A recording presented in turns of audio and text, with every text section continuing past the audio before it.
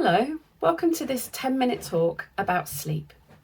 If you ever have trouble sleeping or staying asleep, or you just feel that you somehow never get enough sleep, I hope the following tips will help you.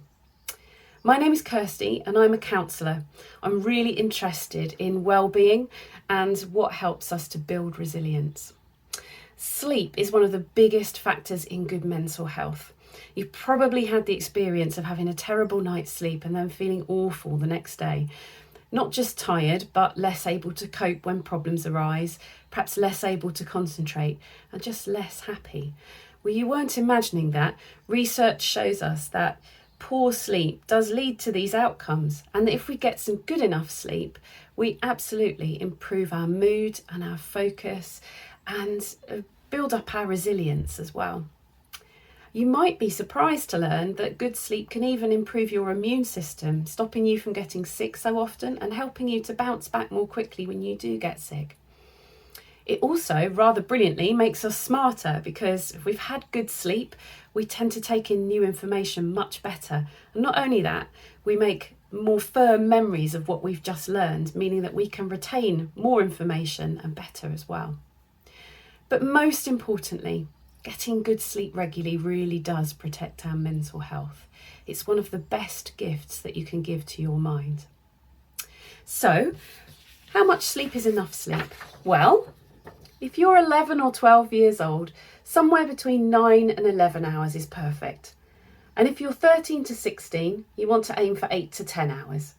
These are NHS guidelines based on research.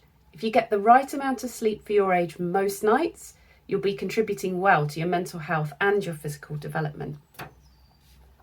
So, if we kind of take the example that you might get up at 7 a.m. for school and you're in year 7, then you'll need to aim for a 9 p.m. bedtime. And years 8 to 11, you're aiming for 10 p.m. Some of you might be feeling disheartened right now, knowing that you don't come anywhere close to those hours. And others of you might be baffled as to why sometimes you do get a juicy 10 hours of sleep and other times you're wide awake well past your bedtime. I want you to be reassured. There are some simple things you can do to give yourself the best chance of good sleep. Give them a try and see if they make a difference to you. The first thing you need is some wind down time before bed. What do I mean by that? I mean a good hour of doing some things that you find relaxing that will send your body some signals that bedtime is coming. There are a couple of no-nos for this wind down hour. Number 1, don't use your brain too much. This is not the time to be finishing your homework. And number 2, don't interact with screens. So put your devices away and don't play video games. They're simply too lively for your brain and your eyes and they'll keep you in awake mode. A bit of TV is fine as long as it's not too demanding. So something like a gentle comedy or a nature or a cooking programme, for example, might be good choices. Some people like to wind down by having a warm shower or a bath, and those are great ideas. If you feel like having a small snack and a drink, that can be part of your wind down routine too. It's not a good idea to eat a big meal right before bedtime and steer clear of anything with caffeine in it, but certainly don't go to bed feeling hungry or thirsty. The second thing you need to think about is your bedroom. Ideally, it needs to be dark. If you share it with someone else who goes to bed at a different time or maybe needs a nightlight, this might not be possible. And if your curtains are quite thin, getting the room dark enough to fall asleep and stay asleep can be quite hard. This is because even when our eyes are closed, we can still tell if it's dark or light in the room. Some light travels through our eyelids. You can get hold of a sleep mask, rather like this, and they're not expensive and they can make all the difference. If your eyes believe it's nighttime, often the rest of you will too. Thirdly, let's consider your bed. Is it comfortable? Can you throw off or put on extra covers if you get too hot or too cold? Do you associate your bed with relaxation? If you tend to sit on your bed to do your homework or play video games, you might not always think of it as a restful place. One thing you can do to link your bed with restful sleep is to try to only use it at bedtime. and try to spend a few moments making sure it's comfortable with the right pillow and covers for you.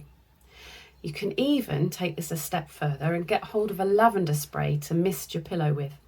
The smell of lavender is supposed to be relaxing, but I think it's really about making links in your mind.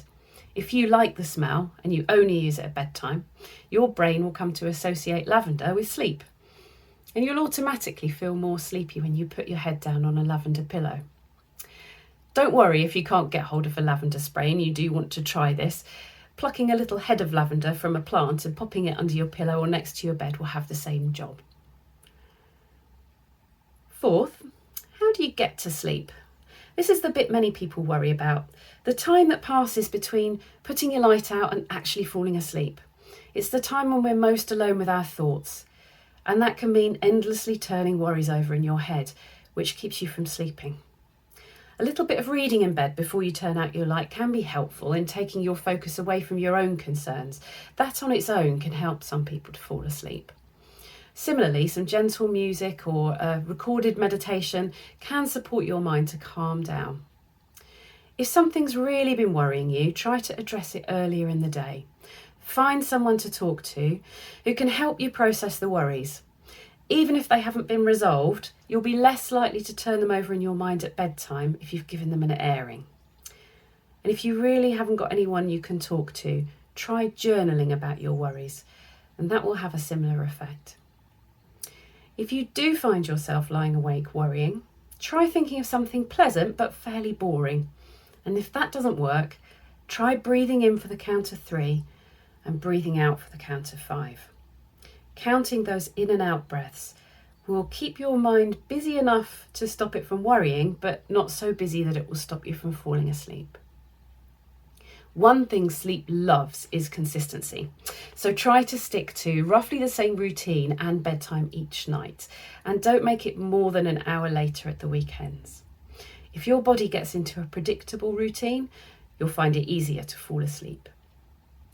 And my final tip is the most challenging one, but honestly the one that makes sleep so different. So if you don't do anything but one tip, do this one. It's to put your devices somewhere other than your bedroom while you're asleep. Even if you're careful about putting your devices on silent before you go to bed, it's just too tempting to reach for them if you're having trouble sleeping or if you wake up in the night. If they're in another room, you're far less likely to be tempted by this. And if you feel like you have a real problem with checking your devices and you'd be likely to creep downstairs at 3 a.m. and check your device, perhaps ask a parent or a carer to have your devices in their room with them. If you look at your device just before bedtime or at bedtime or during the night, it's the single worst thing you can do for your sleep. Just try it for one night or a whole week if you're feeling really brave, and see if it makes a difference. Making changes to your sleep routine can be tricky. You might be able to enlist the help of someone at home. Most adults actually don't sleep that well, so you might find someone else in your household who wants to develop better habits alongside you. If you are able to share with them what you're hoping to do and why, they might be willing to help you. But ultimately, it will be you who decides to make sleep improvements and you who reaps all the benefits. It really is worth it because I know you will notice how much calmer and stronger you feel. Give any of these tips that sound helpful to you a try and sleep well.